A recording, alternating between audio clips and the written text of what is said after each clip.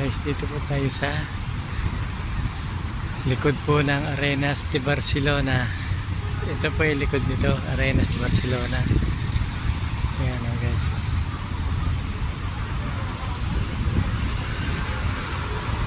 Ganda rin po yung likod nito, malaki. Likod po rin to. Ayan, ganda po nitong Arenas de Barcelona ito.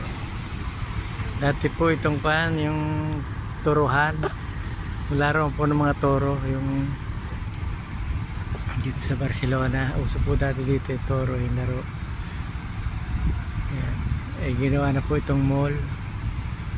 Dahil hindi na po yata masyadong uso rito sa Barcelona yung toro, yung laro na turuhan. Kaya ginawa na nila mall ito. Ginawa nilang arenas.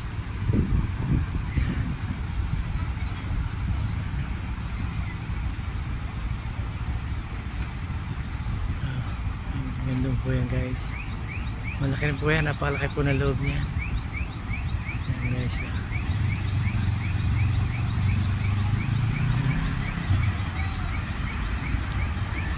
Ito guys. Thank you po for watching.